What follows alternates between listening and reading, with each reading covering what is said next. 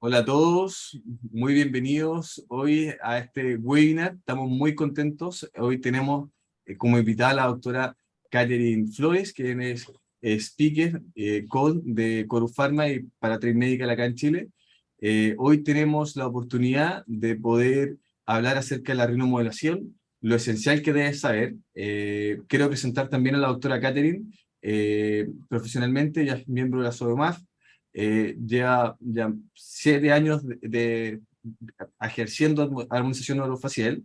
Se ha especializado en Brasil, en Argentina, y hoy nos va a hablar sobre un tema bien controversial y bien interesante para muchos. Así que, sin más preámbulos, le damos la bienvenida a la doctora. Muchas gracias, Juan Pablo. Hola a todos, ¿cómo Hola. están?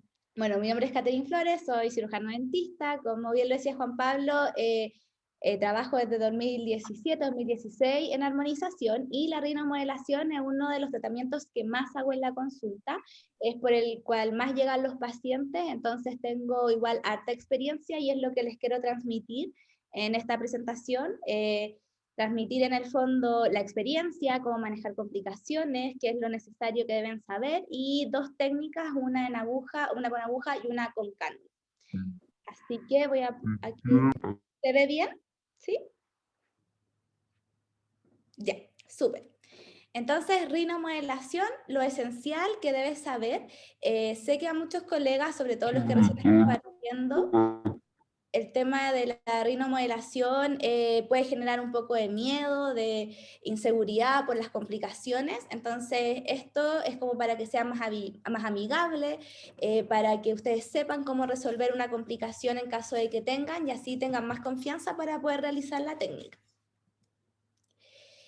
Primero, algo que a mí me importa harto y que lo veo en los pacientes son el tipo de perfil facial que tienen, porque muchas veces el paciente va a venir por una molestia en la nariz, pero puede ser que lo que en verdad le molesta es el mentón o la proyección del labio. Entonces es súper importante analizar a nuestro paciente en toda su estructura. Yo les tomo fotografías y se las muestro para que ellos mismos identifiquen qué es lo que realmente les molesta, más que yo estar dándole necesidades que ellos no están buscando, y así vamos armando el plan de tratamiento. Entonces tenemos un perfil recto, uno convexo y uno cóncavo. En la población chilena el que más se da es el convexo, que en el fondo es una falta de mentón, un mentón más retraído, que por consecuencia trae un maxilar superior que está un poco más protruido y un malar con menos desarrollo. Entonces son cosas que tenemos que ir viendo para generar un buen plan de tratamiento. Entonces, los temas que vamos a tratar: las bases anatómicas, que es súper importante que ustedes sepan la anatomía de la nariz para poder hacer bien un plan de tratamiento, los tipos de productos que vamos a utilizar, las consideraciones previas, las técnicas con cánula y con aguja, los cuidados post-tratamiento, lo más importante, manejo de complicaciones, que obviamente nunca queremos que nos pasen, pero si nos pasan tenemos que estar preparados, y el kit de emergencia, que el botiquín en el fondo que tenemos que tener todos en nuestra clínica. Acá les voy a mostrar algunos casos de rinomodelación. En el fondo, cada paciente tiene sus expectativas, cada paciente quiere lograr ciertas cosas y tiene una anatomía diferente. Entonces, siempre los planes de tratamiento son personalizados. Acá mostrar unos videos de algunas pacientes que ya querían mejorar la jiba y la punta, ¿verdad? Dejamos con un ángulo mucho más elevado, una curva más pronunciada. Este es un tratamiento súper bonito porque tiene un efecto casi inmediato. Este es el post de este paciente. Y ahora vamos a ver el antes, que tenía una nariz con una curvatura muy pronunciada hacia abajo. Es un tratamiento que genera mucha felicidad y satisfacción en el paciente, porque es un resultado más inmediato, trae mucho también retorno de pacientes, porque a los amigos, la familia los ve y quieren hacerse el mismo tratamiento. Hay que evaluar muy bien también la sonrisa de los pacientes, para que eso también modifica harto la anatomía de la nariz. y en el fondo hay que estar alineado con lo que espera el paciente. Acá, por ejemplo, ya tiene esa curvita, aplicamos ácido hialurónico aquí en 2 puntos del dorso para dejarlo más recto y más respingada la punta. Como tip, siempre ir mostrándole al paciente con un espejo cómo nosotros vamos. El tratamiento es tanto para hombres como para mujeres, jóvenes, viejos. Es un tratamiento muy transversal. Como sabemos, con la edad también se va reabsorbiendo la espina nasal anterior, entonces no es necesario que sea una nariz que nunca les gustó, sino que puede ser que siempre te gustó, pero por producto de la edad ha ido bajando y hay que ir reposicionando la nariz con ácido hialurónico. Aquí también mejoramos el perfil. También un gran miedo de los pacientes cuando tienen huesitos, que la nariz les quede mucho más grande después de la rinomodelación, pero como ven, son efectos ópticos que nosotros hacemos para que la nariz quede más fina y más desplegada. En este caso, bueno, este es el después, vemos que hay una proyección del labio, porque miren cómo tenía el labio antes, entonces eso también es muy bueno y mejora harto el tratamiento en general. Esta es la paciente que hicimos para el congreso que hizo Transmedical, de rino, labio y mentón. Ven cómo va mejorando el perfil.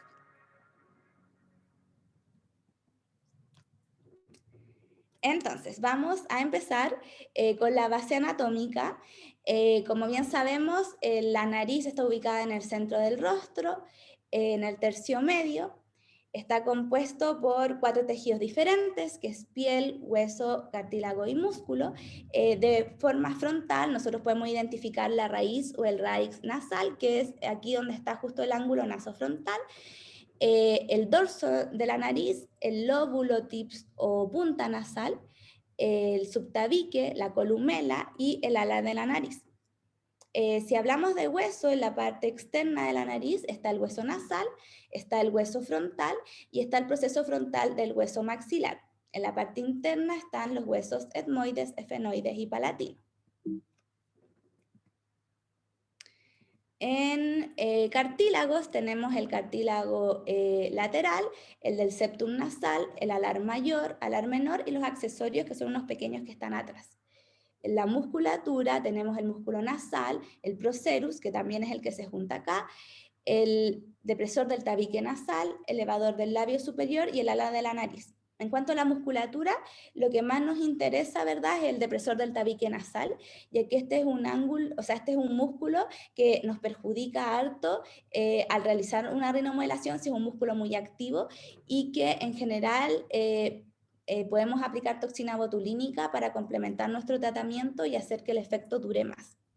En cuanto a la inervación, está inervado por el nervio trigémino, las ramas del infraorbitario y el oftálmico. Por eso la técnica anestésica es una técnica infraorbitaria. La irrigación, que esto es lo más importante que debemos saber para evitar complicaciones. Tenemos en el tercio superior la arteria nasal dorsal y los vasos angulares, los cuales vienen desde la rama de la arteria supratroquear, que viene de la arteria oftálmica, que nacen de la arteria carótida interna. En el tercio medio tenemos los vasos angulares, la arteria nasal lateral y las columelares, y en el tercio inferior la arteria columelar.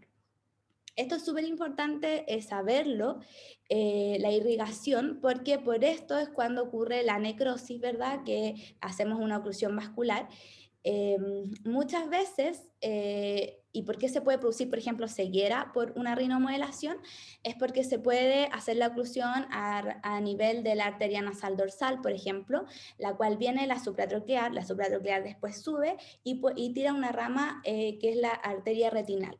Si uno pierde la irrigación de esta zona, pierde irrigación el globo ocular y se puede producir la ceguera.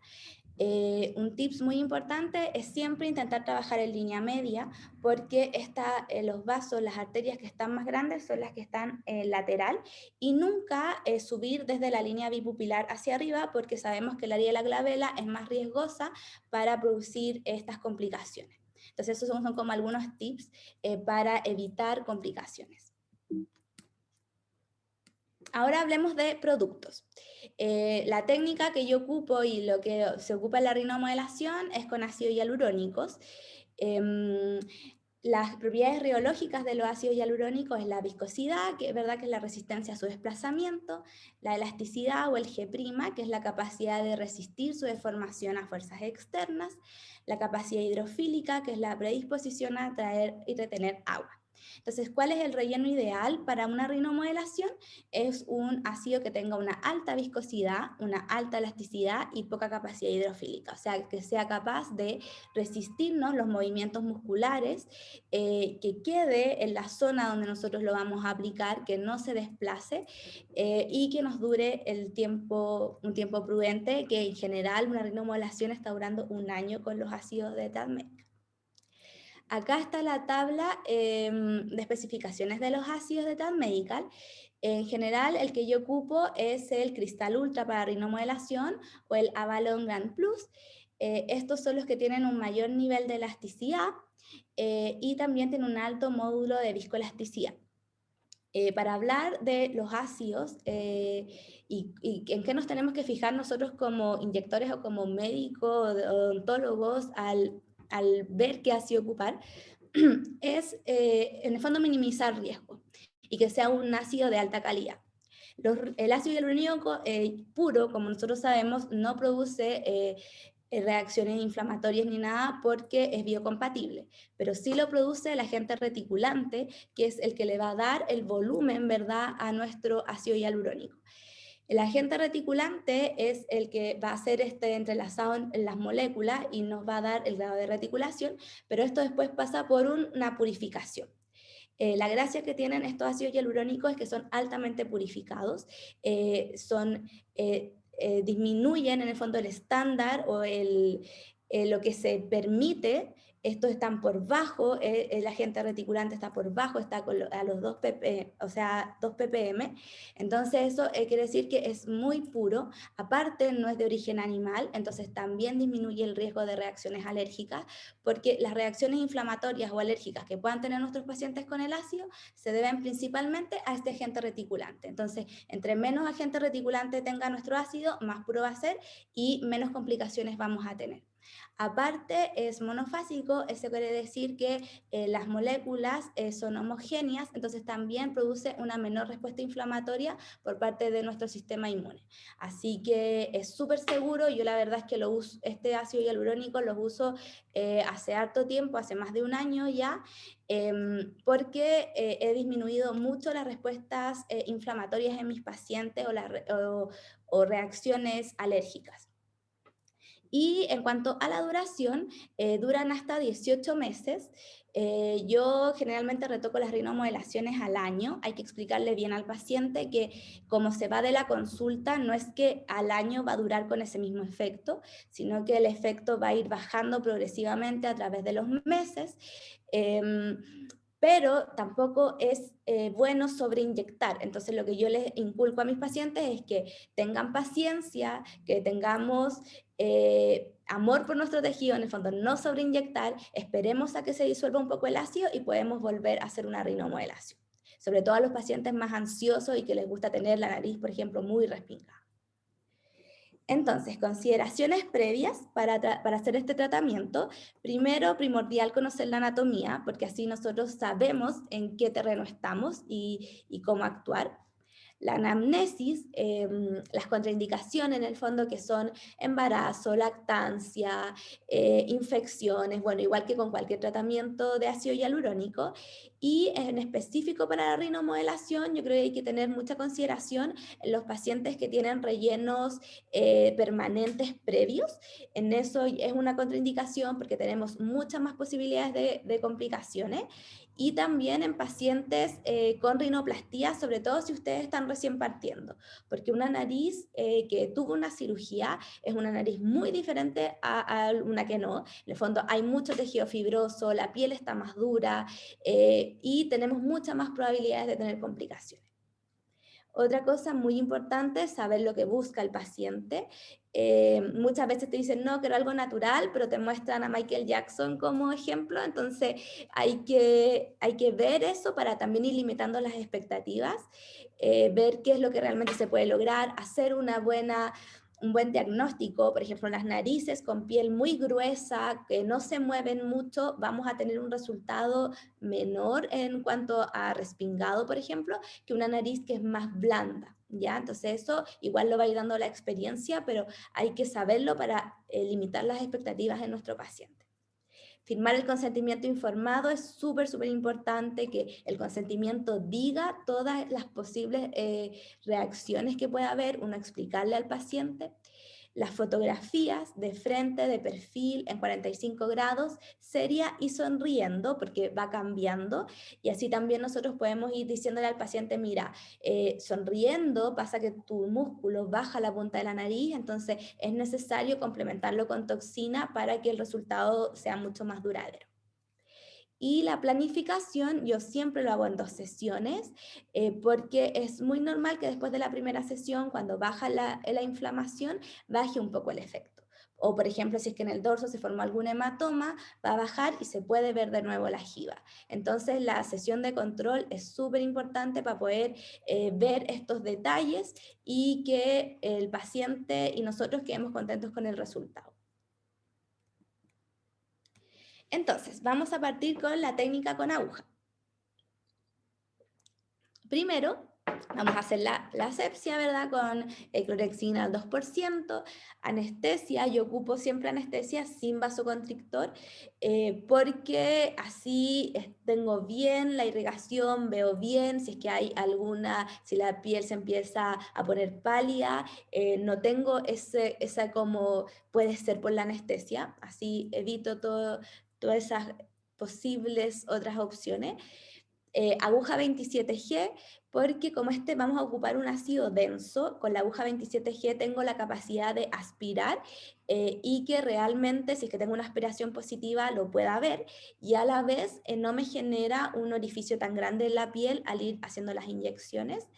Una aspiración de 15 segundos, yo recomiendo siempre hacerlo con la misma mano, aquí tengo una jeringa del Cristal Ultra. En el fondo vamos a inyectar en el dorso, por ejemplo, y con la misma mano vamos a retraer el émbolo unos 15 segundos y luego inyectamos. Entonces así me aseguro que no se me movió el punto de inyección, porque muchas veces si es que lo hacemos con otra mano, entre poner una mano y la otra, podemos estar aspirando, pero después inyectamos en otro punto, entonces nos da menos seguridad.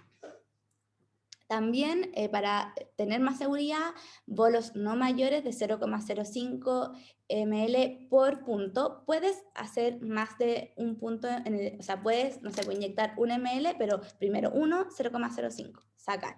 Después de nuevo, 0,05. No 1 en una misma inyección. Una inyección lenta y masajear es súper importante. Al masajear, tú vas a ver que la piel va a quedar un poco blanca, ¿verdad? Pálida, pero tú al soltar tiene que volver inmediatamente la irrigación. Y ese es un signo de que estamos bien. Ya, si es que no vuelve la irrigación, si es que queda pálida la piel, ahí ya hay que hacer masajes, masajes, masajes hasta que vuelva el retorno venoso. Las ventajas de esta técnica, para mí, que es la que más uso, es que tengo una precisión muy buena al inyectar sobre todo el dorso para camuflar el hueso, y también tengo más sensibilidad con la aguja, ya que la cánula, como es más larga, pierde un poco la sensibilidad. Pero la desventaja es el riesgo de alguna complicación, ¿verdad? De producir alguna oclusión vascular. Bueno, acá les estoy mostrando un video. Muchas veces yo medico a mis pacientes previo al tratamiento con antibiótico y prednisona. La paciente que vamos a mostrar ahora tenía un acné activo, entonces por eso preferí medicarla. Aquí tenemos el ácido Elite Contour, que es para labios, y el Cristal Ultra, que utilizamos para la rinomodelación y el mentón. Acá, como mostramos, firmando el consentimiento, o sea, primero antes de entrar tiene que estar firmado el consentimiento. Las fotos, súper importantes, para hacer el seguimiento. A veces se nos olvidan, pero es súper, súper importante la foto, sobre todo en estos tratamientos estéticos donde es muy subjetivo y después uno se olvida de cómo llegó a la consulta. Es nuestra única carta como bajo la manga para poder mostrarle al paciente de así llegaste, así estás ahora, y para que vea la evolución del tratamiento. La planificación en ella tenía el labio superior más hacia atrás, más retruido, entonces le ¿Es dimos posible un poco bajarle un más poco de la volumen de música? proyección y le hicimos un perfilado. También vamos a aplicar un poco en el mentón, en una técnica con cánula, con 4 bolos. Los 2 bolos inferiores tienen más volumen que los 2 bolos superiores.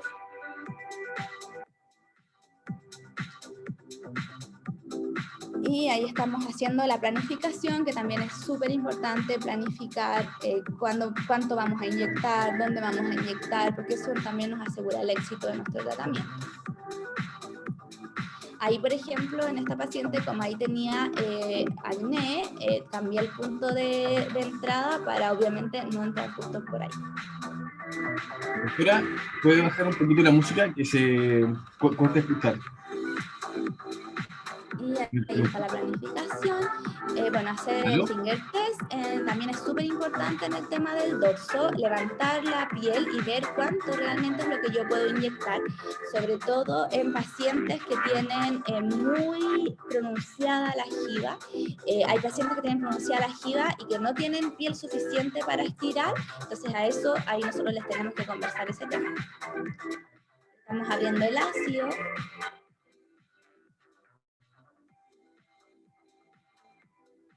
Vamos aplicando en el dorso. Bueno, esta jeringa le queda poco porque antes habíamos hecho el mentón con lo mismo. Eso fue como lo que nos quedó de mentón y se lo puse en el dorso de la nariz. Como ven, sangra un poco en el dorso, es súper normal. Hay veces que es súper exagerado y se inflama harto. Y es parte de, por eso es súper importante la sesión del control. Otro tips, yo les dejo ahí un algodón en la parte donde sangra, en vez de como masajear o manipular mucho, porque así se va inmediatamente el sangrado y no se produce mayor inflamación. Ahí estoy con la aguja, inyectando un bolo en la punta de la nariz y luego, bueno, aspirando, obvio, bolo, retro y otro bolo al final. Masajear. En la base, en la columela, también lo mismo, aspirar y luego hacemos retro. Podemos ir pasando varias veces hasta lograr el efecto deseado. Y luego directamente en la punta, más para generar una proyección, se hace la técnica en que se abren como los tabiques y la aguja tiene que pasar suave entre medio de ambos cartílagos. Se inyecta un bolo, se hace retro y se vuelve a inyectar el último bolo en la punta, que es para generar la proyección y la punta más respingada.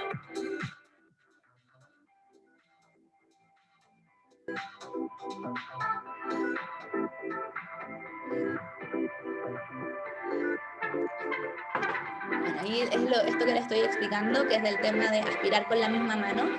Si pueden con una aguja, o sea, con una jeringa que no tenga nada, pueden ir practicando el movimiento. Y los labios lo hicimos con esta nueva línea de ácidos hialurónicos que tiene Rad Medical, que la verdad es que me encantó, el resultado quedó súper natural y muy bonito, la paciente quedó feliz. Bueno, acá como es un ácido de menos reticulación que el que ocupamos en la nariz, yo en el labio superior ocupo aguja 30 porque igual me logro aspirar bien en la técnica. Ven, ahí estoy aspirando. El video está rápido, por eso se ve poco. Y estoy haciendo el perfilado y luego vamos a hacer unas líneas. Bueno, esa es como más como un poco Russian Lips, que es para evertir el labio. Y también tips, poner el dedito arriba del labio para que se produzca más la eversión y se levante más. Ahí lo tengo. Doctora, ¿es posible bajarle el volumen a la música del video? Que se cuesta un poco escuchar. Luego hacemos líneas laterales también para mejorar la proyección y el grosor del labio.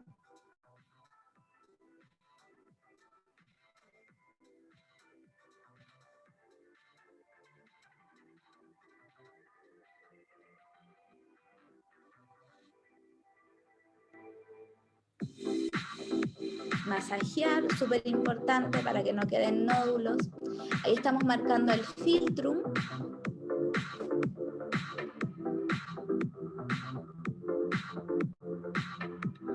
En las mujeres siempre preferimos el filtrum como más en ángulo hacia el centro de la nariz, y en hombres, si es que quieren un perfilado, idealmente más recto. Y ya estamos haciendo la misma técnica para el labio inferior.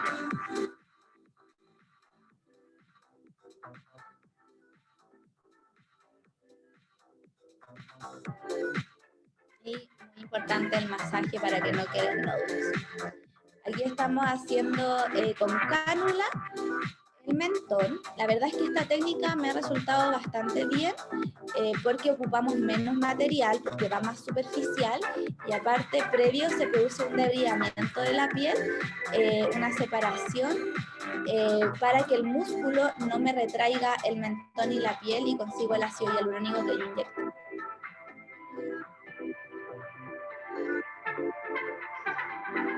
Como está anestesiada, en la labio inferior anestesiamos mentoniano y unos puntitos en el centro, pero en general con anestesia del nervio mentoniano estamos súper a nivel de premolar. Y masajear, masajear, masajear, sobre todo el mentón.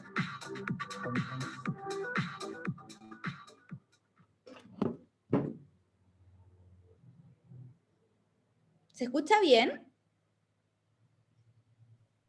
Doctora, con la música de los videos cuesta escucharla un poco, pero en el próximo video quizás bajarla a la música. Ah, ya. O es que no sé cómo bajarle a la música. Ya, pero... ok. Ya. Bueno, acá están las fotos del antes y el después de esta paciente. Como ven, mejoró la proyección del labio superior, la nariz, la punta y la curvatura. Ahí el huesito que tenía.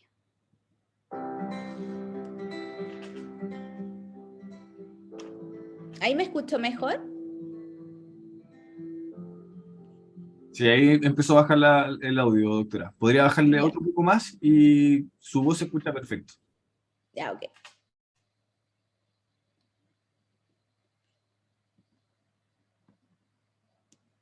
Bueno, aquí está la otra técnica que es con cánula. Lo mismo, hacer la asepsia de la zona con clorexina al 2%, anestesia sin vasoconstrictor, y vamos a ocupar una cánula 22G. Desde la cánula 25G ya estamos como con una cánula segura, que no es parecida a una aguja, que tenemos menos riesgo de, obviamente, oclusión vascular, que es la gracia igual de esta técnica. Lo hacemos en bolos y en retro. Tenemos aquí un punto de entrada que es en el ala de la nariz, otro que es en la punta y otro que es en la parte del dorso. En la punta de la nariz ponemos 2 bolos de 0,05 ml para generar como la puntita más proyectada. Muy importante hacer el masaje. La ventaja de esta técnica es que es una técnica más segura. Podemos igual dejar una puntita mucho más proyectada y más como puntiaguda, por así decirlo. Pero la desventaja, a mí que yo ocupo mucho más aguja, por ejemplo, es que pierdo más sensibilidad. Por ejemplo, en general puedo hacer una punta con cánula, pero el dorso igual yo lo hago con aguja, sobre todo cuando queremos camuflar como grandes huesitos, porque voy viendo inmediatamente cómo va, y a veces la cánula, como igual es una cánula gruesa, me puede generar un hematoma en el dorso y ahí yo ya voy perdiendo la proporción de lo que voy inyectando.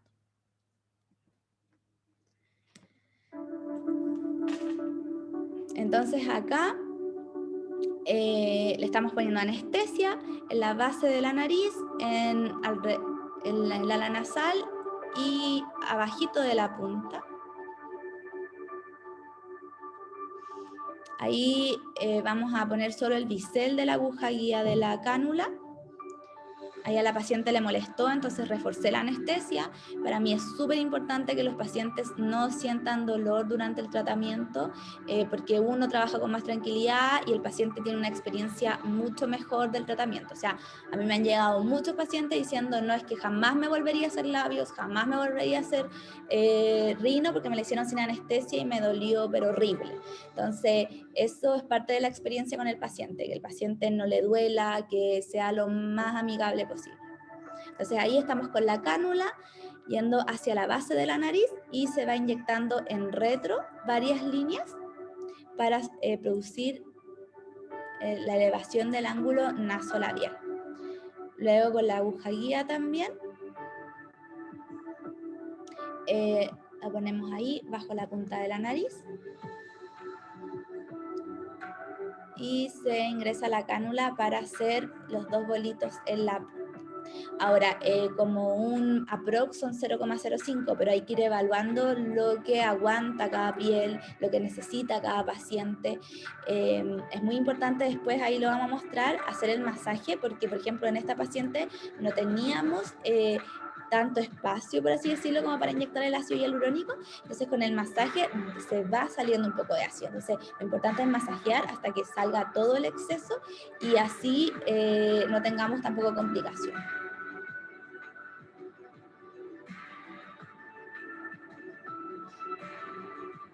Entonces ahí ella quería algo muy natural y elevamos el ángulo nasolabial y mejoramos la puntita de la nariz. Ya, entonces ahora el paciente ya le hicimos el tratamiento, ¿verdad? ¿Y cuáles son los cuidados post? Los mismos, la verdad, que con cualquier otro tratamiento con ácido hialurónico, no hacer ejercicios de 24 a 48 horas, no maquillar la zona de inyección, no exponerse al sol, esto es súper importante, sobre todo si queda algún hematoma en el dorso, porque si no puede quedar la mancha, manchada la piel, o igual en los puntos de inyección, si es que quedó un poco moradito. No tomar alcohol, no usar lentes, sobre todo si aplicamos ácido en el dorso, y dormir de espalda. También lo que me ha dado la experiencia es entregarles un papel con las indicaciones a los pacientes, porque por más que uno les diga esto, se les olvida, salen de la consulta y se les olvidó. Entonces es súper importante dárselos por escrito y también lo que me ha enseñado toda la experiencia es poner el tema del control, porque muchas veces que no pueden ir al control, entonces después el control se aplaza y ya casi pasa a ser hacer de nuevo la rinomodelación, ya no es un control. Entonces tiene que estar bien explícito, tanto si es que ustedes confirman las horas por WhatsApp como por el papel en escrito. Y ahora el manejo de las complicaciones, algo que obviamente no queremos que nunca pase, entonces lo principal es evitarlas. ¿Y cómo las podemos evitar? Haciendo una buena anamnesis. Si es que el paciente, no sé, dice que es alérgico a todo, que todo le produce alergia, podemos hacer un test en el antebrazo con ácido hialurónico, si es que nunca se había inyectado ácido, que es como el mismo test que se hace con la hialuronidasa. Si es que tiene biopolímeros, si es que tiene cirugía, intentar, ¿para qué nos vamos a meter en esos problemas? Al final, uno por decir que no, a veces se mete en problemas y la verdad es que es mejor descansar, dormir tranquilo, tener la mente, la conciencia bien. Hacer una buena antisepsia, medicación previa. Yo antes lo hacía con todos los pacientes, ahora la verdad es que lo hago con los pacientes que o tienen historial de reacciones alérgicas e inflamatorias, están con algún, no sé, por ejemplo, la primera paciente que vimos que estaba con un acné activo también. Que la medicación previa es corticoides, prednisona y antibióticos, flucloxacina es lo que yo doy. Conocer la anatomía, porque así nos vamos a anteponer a complicaciones, y conocer la técnica. Como yo les dije, hay tips como el tipo de aguja, la aspiración, cómo hacer la aspiración, masajear después, que son tips súper importantes para evitar las complicaciones. Ahora, a todos nos puede pasar, en todos los congresos, cuando se habla de complicaciones, siempre se dice que entre más experiencia uno tenga, más complicaciones vas a tener, porque obviamente el volumen de pacientes que atiendes es mayor, entonces existe siempre ese riesgo. Ahora las complicaciones más frecuentes es el edema, que es la inflamación, ¿verdad? Que hay frío local y prednisona en caso de que sea muy exagerado. Hematomas, también frío local, árnica, si es que es mucho, también doy papenzima en pastillas. Si es enrojecimiento, también prednisona, tratar con corticoide. Y sensibilidad en la zona, que es dolor, por ejemplo, a sensibilidad, como que si tuvieron algún golpe, eso también es súper normal. Si es que les molesta mucho, pueden tomar algún analgésico. Yo creo que de estas complicaciones, la más frecuente es el enrojecimiento en la nariz. No sé si a ustedes les ha tocado, a los que han hecho rinomodelación o de otros colegas, que llegan con la nariz muy roja. Ahí yo, a través de todos los pacientes que he atendido, creo que primero hay que analizarlo bien cuando llegan. A mí me pasa a muchos pacientes que tienen una rosácea activa o que tienen los vasitos muy dilatados, tienen como estas arañitas vasculares en la nariz, entonces yo ahí inmediatamente les digo, es muy probable que después de la rinomodelación tu nariz quede roja. Es mejor decírselos antes a que decírselo después como, es porque tienes esto, porque van a creer que, no sé, que es raro. Entonces es mejor diagnosticarlo desde un principio y decírselo.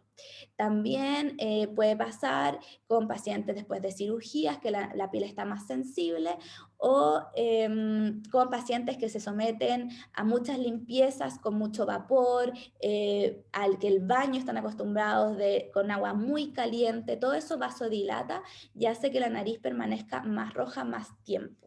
Ya en general, con un tratamiento con prednisona de 5 a 6 días, andamos bien. Si es que no, podemos hacer una inyección. Tenemos betametasona en la consulta y hacemos una inyección localizada en la zona de enrojecimiento y también nos ha funcionado súper bien. Pero hay pacientes que por la calidad de la piel van a tener enrojecimiento. Bueno, y también otra causa es la sobreinyección, pero siempre hay que ser cautelosos con eso, o sea, no inyectar más de 0,2 ml en la punta, yo creo que es lo que máximo soporta la punta de la nariz para no tener este tipo de complicaciones. Ahora, las complicaciones menos frecuentes están las reacciones alérgicas, aunque la verdad que ahora cada vez están más frecuentes. Se ha hablado harto, sobre todo en los congresos con colegas, que después de la vacuna del COVID o después de contagiarse han tenido respuestas alérgicas, inflamatorias grandes, sobre todo en los labios y en la nariz, que cede menos mal, pero que o a veces a algunos pacientes les pasa, después no les pasa, y a los otros meses les vuelve a pasar. Se ha descrito aún, no hay como un protocolo establecido, ni tampoco hay tanta evidencia, porque es algo que está pasando ahora, pero en general lo que se indica es levocetrigicina, que es un antialérgico, o prednisona, que es el corticoide. Frente a nódulos, que esto pasa más en los labios, se indica masajear, calor, masajear para que se vaya bajando el nódulo. En caso de que, por ejemplo, el labio, el nódulo esté muy superficial y uno lo vea y lo toque, se puede hacer un agujero con una aguja y drenar por ese mismo agujero el ácido hialurónico. Y en caso de que ya sea más persistente, aplicar hialuronidasa de manera correctiva. Para la necrosis, que es como lo que nunca queremos que nos pase, obviamente. Primero hay que estar atento a los signos de alerta en la consulta, es observar el color de la piel, como les decía, al ir masajeando nosotros vamos viendo sí o sí que uno va apretando, queda blanco, suelta, al tiro la piel vuelve a quedar roja, se ve el retorno venoso. Si es que no se ve así, hay que seguir masajeando, masajear con gasas, con agua caliente, dar calor para que se vasodilate. Y si es que no se resuelve a pesar de todo eso, ahí hay que activar el protocolo de necrosis con hialuronidasa. El compromiso visual, que esto sí que yo creo que es lo peor, que ojalá que a nadie nos pase, menos mal que es muy, muy, muy baja la incidencia de este tipo de complicaciones. Aquí tenemos una ventana de acción de 90 minutos para poder trasladar al paciente a un hospital o a un oftalmólogo especialista en el tema, porque claro, está dentro de la recomendación inyectar hialuronidasa perivulvar y aplicar estas gotitas de timolol al 0,5%, pero la verdad es que yo creo que entre que uno está medio infartado, igual hacer esta inyección perivulvar, que más encima yo creo que no tenemos experiencia en hacer eso, quizás no nos vamos a atrever, entonces lo mejor es tener un buen contacto de un oftalmólogo que esté capacitado para realizar este tipo de, para poder en el fondo actuar ante este tipo de complicaciones, ya que en los hospitales o en las urgencias también es poco el manejo que se tiene frente a complicaciones de armonización facial. Yo lo he visto con mis pacientes que muchas veces no encuentran ayuda en los centros de urgencias o centros hospitalarios. Por eso también tengo mucha esperanza en la clínica de urgencias que quiere hacer la SOEMAF, que encuentro que eso es una muy, muy buena iniciativa, que la necesitamos para el nivel de atenciones y de pacientes que se están haciendo armonización en este momento. Entonces, vamos a hablar sobre el protocolo de necrosis, ya en caso de que hicimos masaje, gasa con agua caliente, hicimos todo y igual no hay retorno venoso, o en caso de que el paciente se fue a la casa, la verdad es que nosotros no vimos nada, y te llama diciendo que está con dolor o está con la piel gris, pálida, negra, ya mal, o de otro colega, lo que sea, tenemos que saber cuál es el protocolo. Primero, la hialuronidasa. El protocolo indica que se inyectan en 15 unidades de hialuronidasa o sea, 500 unidades de hialuronidasa por zona comprometida, de 3 a 4 ciclos cada una hora. ¿Qué es una zona comprometida? Por ejemplo, la punta es una zona comprometida si es que es la punta y el bozo, por ejemplo, el bozo es otra, o si es el dorso, porque muchas veces cuando ocurre acá, también hay una necrosis a nivel de la frente por la supratronclear. Entonces, esta es una zona, esta es otra zona. Se inyectan 500 unidades, ¿verdad?, por zona, de 3 a 4 ciclos cada una hora. Hay que estar observando al paciente, esperar la hora, ver cómo evoluciona. Ahora, algo súper importante es la dilución de la hialuronidasa.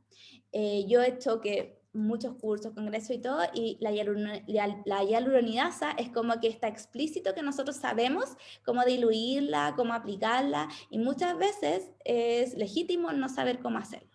Entonces, acá está la dilución, dependiendo de si es de 1000, 1500 o 2000 unidades. Las que tiene Transmedical son de 1500 unidades, entonces para una necrosis la tenemos que diluir en 1,5 ml de suero.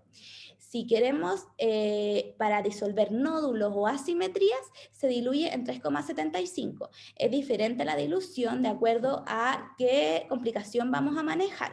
Ya para necrosis tiene que ser mucho más concentrada la hialuronidasa. Entonces, sí, estamos frente a una necrosis, por ejemplo, en el dorso de la nariz, nosotros tenemos que tener nuestra hialuronidasa sin diluir, o sea, en polvo, tenemos que diluirla en 1,5 ml de suero y de esos inyectar 500 unidades, que es 0,5 ml de esa jeringa, ¿verdad? Si es que en una hora no pasa nada, hay que de nuevo volver a inyectar 0,5. Ya entonces, como nosotros vamos a estar observando esta situación, podemos no botar inmediatamente la hialuronidasa, sino que dejarla ahí. También muchas veces se pide hacer el test antes de reacción alérgica, porque hay muchos pacientes, por ejemplo, que tienen alergia a las picaduras de abeja, que pueden tener alergia a la hialuronidasa, entonces se puede hacer un test en el antebrazo antes. Pero en caso de que tenga, por ejemplo, alergia, se da antialérgico, corticoides, todo, pero igual tiene que hacerse el protocolo con la hialuronidasa, ya es la única opción. Mientras está pasando esto, tenemos que darles también a tomar ciprofloxacina o claritromicina, que es el antibiótico, ácido acetilsalicílico para, obviamente, vasodilatar los vasitos, de 325 miligramos, un comprimido, 12 horas, a cada 12 horas por 7 días, sildenafil, que es Viagra, 100 gramos cada 24 horas de 3 a 4 días, y prednisona 20 miligramos, un comprimido cada 24 horas de 3 a 4 días. Y ir observando.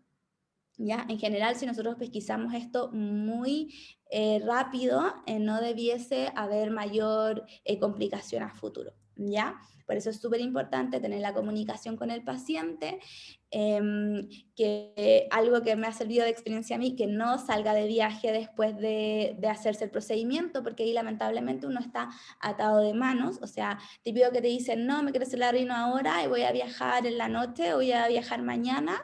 O sea, no, lamentablemente no te la puedo hacer, porque uno nunca sabe lo que puede pasar y uno tiene que estar ahí para poder solucionar esa complicación. Entonces, espero que le hayan sacado una foto a eso, para que todos la tengamos ahí bajo, o sea, en la clínica en caso de cualquier cosa, que espero que no ocurra.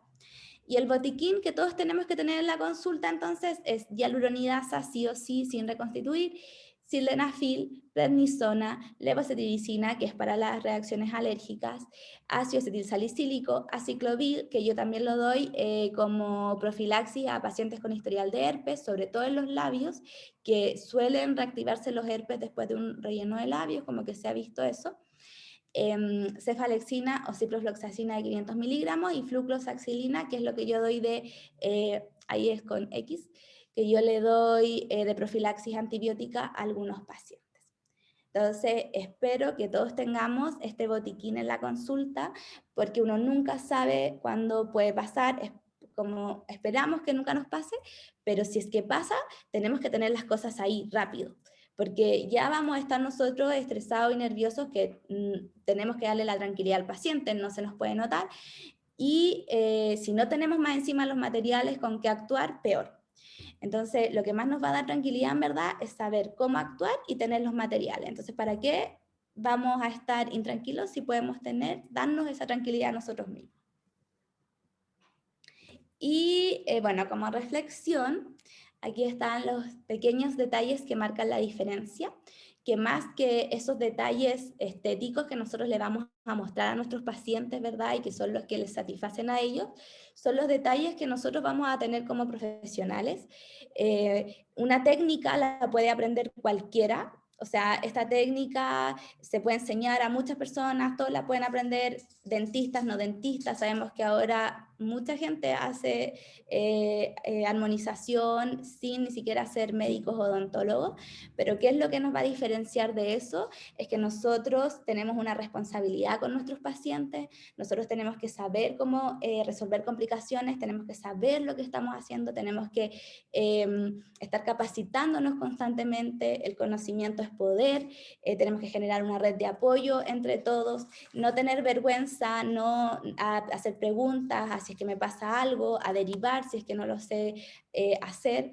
Y eso es lo que nos va a diferenciar entre ser un buen doctor para nuestro paciente, un buen odontólogo, a otra persona que solo aprende una técnica y no hace nada más. En el fondo es ver la globalidad de nuestro paciente y darle la mejor solución. Así que eso, pues, espérenme. Ahí cualquier duda, estoy disponible. Buenísimo, muchas gracias doctora por la presentación. Bueno, queremos recordar que tenemos próximo un curso, así que nos pueden escribir por interno y vamos a estar agendando. La verdad es que es una muy buena instancia y como dice la doctora, eh, estadísticamente mientras más vayan haciendo este procedimiento hay que estar preparados y precisamente la idea es que puedan trabajar seguros. Estadísticamente es un porcentaje pequeño que es de complicación, pero siempre hay que estar preparado para lo que venga. Doctora, hay varias preguntas que podríamos solucionar y con eso podríamos ya ir cerrando. De las preguntas que han estado haciendo, vamos a ir desde el principio, eh, preguntaban... bueno, la diferencia entre el Avalon Grand Plus y el Crystal Ultra. Bueno, el Avalon Grand Plus, una tiene 24 miligramos de ácido hialurónico, que el cristal, que tiene 20 miligramos de ácido hialurónico. Eso no quiere decir que sea el Avalon más reticulado, sino que solo que tiene más cantidad de ácido hialurónico. Pero aún así, el módulo de viscoelasticidad es mayor del Avalon Grand Plus. Por ejemplo, yo el Avalon Grand Plus lo ocupo mucho en mentón, cuando quiero dar proyección de mentón, o en rinomodelación, donde tienen el dorso muy, o sea, la jiba muy marcada, o tienen una gran acción muscular de la punta, porque me va a dar como un poco más de soporte. Como en casos específicos lo ocupo, pero el Crystal también anda súper bien para rinomodelación. Yo casi todo lo hago con el Crystal Ultra. Súper. Preguntan si capta mucha agua. En su experiencia, doctora. No, la verdad es que no. Captan poca agua y también hay muy poca respuesta inflamatoria. Perfecto. También preguntan si vienen con lidocaína o no. Sí, vienen con lidocaína.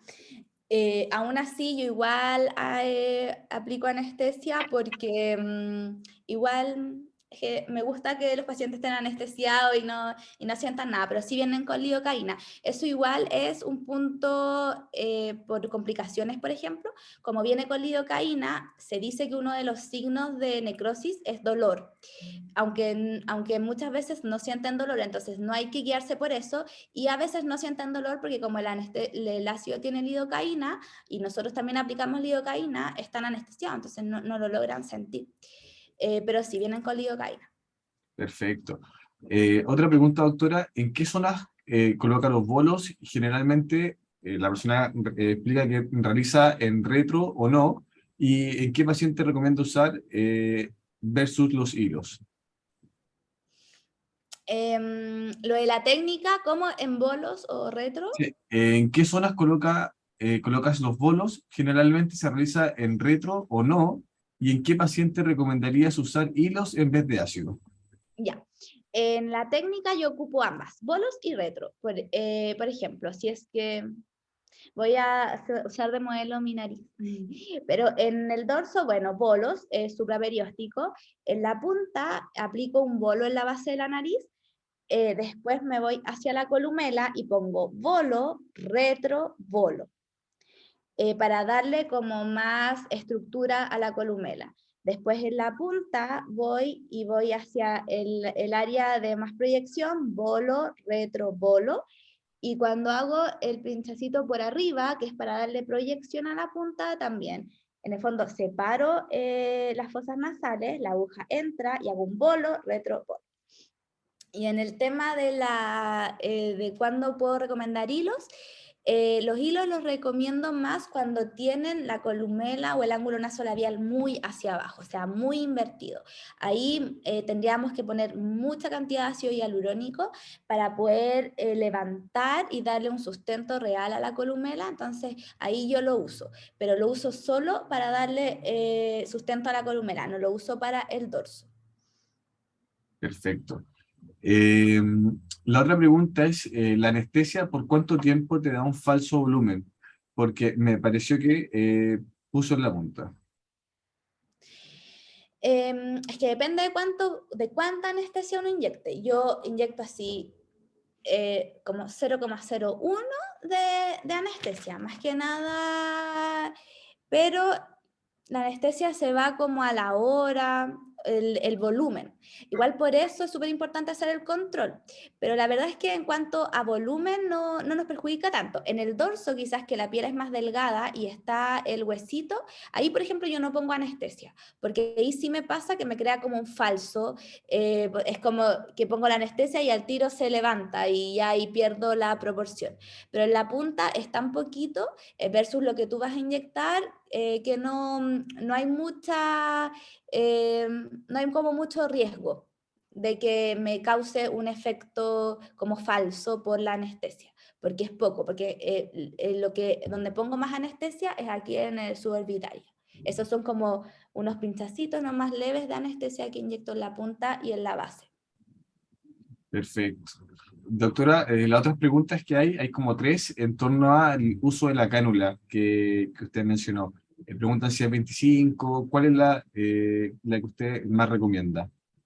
22G es la que más se recomienda. La que yo usé ahí era 22G por 50 milímetros. Y esa es porque, o sea, se puede utilizar desde 25, ya es una cánula segura para utilizar, porque por ejemplo una cánula 30, una cánula 27, como igual son súper finas, tenemos igual riesgo de poder tener una obstrucción vascular, porque puede funcionar un poco como aguja, dependiendo de la cánula. Entonces, como nosotros vamos a utilizar la cánula para minimizar esos riesgos, se recomienda de una 25 hacia arriba, pero la ideal es 22. Y la verdad es que a pesar que uno crea que es como gruesa, no lo es tanto, no pasa. Ahora sí para el dorso, para el dorso yo prefiero aguja, por ejemplo, Perfecto. Doctora, ¿a cuánto tiempo recomienda citar al control? al mes. Al mes para mí es el tiempo ideal al control porque ya pasa todo el proceso inflamatorio, ya también el paciente se ha visto más con la nariz, sabe que quiere en el control, si por ejemplo la quiere mantener, quiere elevar la punta, eh, y para mí es ideal el mes. Los 15 días encuentro que es muy pronto todavía, sobre todo por ejemplo si es que hay algún hematoma muy grande en el dorso, a los 15 días recién se está resolviendo esa inflamación y ese hematoma para volver a inyectar inmediatamente. Perfecto. La segunda pregunta, o sea, la otra pregunta es, ¿cuánta hialuronidasa aproximadamente se ocupa en necrosis? Lo mínimo que se debe tener en caso de emergencia. Lo mínimo se dicen que son 3 frascos de hialuronidasa, sin diluir. Eso porque se supone que uno diluye la hialuronidasa en suero y sirve en ese momento y se bota. ¿Ya? Ahora, yo igual he tenido un poquito de hialuronidasa diluida como un par de semanas. De hecho, he hecho la prueba en ácido, por ejemplo, en conchitos de ácido hialurónico que me quedan para ver cuál es su capacidad de diluir. Es menor la respuesta, por eso no puede ser para una necrosis que nosotros necesitamos que sea una respuesta rápida. Tiene que ser diluida en el momento y tiene que ser mínimo 3, es lo que se recomienda tener mínimo 3 frasquitos de hialuronidasa. Perfecto. Eh, Ahora, sí, no, denle nomás, doctora. que si es hialuronidasa de 1000, se diluye en 1 ml, si es de 2000 en 2 ml y si es de 1500 en 1,5. Súper. Doctora, la otra pregunta es, doctora, me parece que el sildenafil es 100 mg y no gramos. Me parece que en la segunda diapositiva ya está con mg, así que ahí se hace la recta. Ah, puede que haya sido, sí, igual que la fluco, que sea así. Era un tema de tipeo en la primera diapositiva. Sí. ¿Cuánto ml ocupó, doctora, en la primera nariz del paciente que mostró? Del video, Sí, menos de 1 ml, fueron 0,5. Bueno, eso también, yo no ocupo, la verdad, es que más de, muy pocas veces en narices quizás que son como muy, o sea, de hombres grandes, utilizo 1 ml completo en una rinomodelación, que es más que nada por el dorso, pero tampoco en el dorso suelo utilizar mucho porque tampoco me gusta que esta nariz como ancha y gruesa en la frente. Entonces, lo normal que yo utilizo en una rinomodelación es 0,5, 0,4 la primera sesión y en el control unos 0,2 que son como retoques. Porque tenemos que pensar que la nariz es un tejido muy sensible, delgado, lo mismo que hemos hablado, lo que les hablé del enrojecimiento de la punta de la nariz, que es súper frecuente. Entonces tenemos que inyectar de a pocos volúmenes. Y también para no engrosarla y que no después se vea como una pelota y aquí gordo. sí. Doctora, ya estamos llegando a las últimas preguntas. Preguntan por la analgesia tópica, si es que considera que es recomendable. Sí, o sea, se puede hacer anestesia tópica, no habría problema, sobre todo en el dorso quizás, si es que no van a poner, o sea, como yo no pongo anestesia inyectable, pero la verdad es que en el dorso no duele nada. Yo no aplico, antes aplicaba tópica, ahora no aplico tópica y la verdad es que los pacientes no sienten nada. A veces uno se demora mucho más en la tópica, en que te haga efecto, porque tampoco sirve aplicar la tópica y esperar un minuto y hacerlo, o sea, es como mejor no aplicar nada. Entonces, depende ahí de la planificación y del tiempo en la clínica que tengas para atender al paciente. Exacto. Doctora, preguntan, para levantar la punta de la nariz y no se caiga, ¿qué ácido hialurónico recomienda? Ahí, bueno, primero evaluar la acción muscular, porque si es que cae cuando el paciente sonríe, cuando el paciente gesticula, es mejor combinar técnica, aplicar toxina en el depresor del septum y aparte poner ácido hialurónico si es que es mucha, si es que cae mucho o es muy pesada la punta, yo ahí pondría el Avalon 24 para más que nada para reforzar la columela. Y en la punta, por ejemplo, narices que son muy pesadas de punta, hay que poner poco volumen en la punta, porque si no más pesada se pone y más cae. Entonces hay que ir ahí haciendo estos como truquitos de puntos específicos, pero eso, yo ahí combinaría toxina y Avalon. Súper. Las últimas dos preguntas. ¿La anestesia se coloca en bolo o en retro? En los puntos de... No, es que la anestesia es sí, un bolito.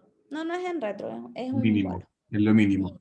Y preguntan, ¿cuánto dura el ácido abierto para hacer retoque y cómo lo almacena? Ya. Yo guardo el ácido hasta el mes, mes y medio a veces, por la agenda que no tengo como agenda o el paciente ABC problema. Ese es el tope. Nosotros, bueno, ocupamos la jeringa es del paciente, queda rotulada con su nombre, con una aguja nueva, sellada y se va refrigerada. Nosotros guardamos todas las jeringas refrigeradas por el tema de la fermentación, de los azúcares que igual tiene el ácido hialurónico para que no nos produzca ninguna respuesta inflamatoria.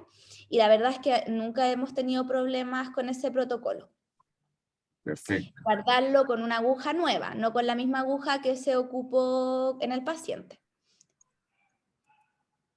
súper.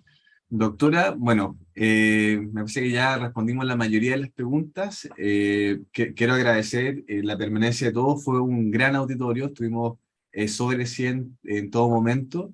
La verdad es que fue muy amena la presentación.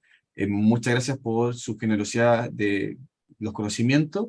Y para todos los interesados, las fechas disponibles nos escriben por directo y estamos en contacto. Muchas gracias, doctora, por todo hoy y Sí. nos estamos viendo en la próxima oportunidad. Nos vemos, sí, pues los dejamos invitados al curso. La idea es que poder transmitirles todos los conocimientos, que puedan ustedes practicar, hacer la técnica, no hacerla yo, sino que hacerla ustedes, yo ir como acompañándolos y darles diferentes tips que es más difícil entregar acá por cámara. Pero eso, invitadísimos, así que muchas gracias por la invitación. Yo feliz de entregar el conocimiento, la experiencia que he tenido para que entre todos nos apoyemos. Eso, exactamente. Bueno, las redes de apoyo, lo importante que son y bueno, siempre aquí de la mano de lo que es ir construyendo el conocimiento y como red de apoyo. Exacto. Muchas gracias a Muchas todos. gracias. Que estén muy bien. Hasta la Gracias. próxima. Chao. Chao, chao.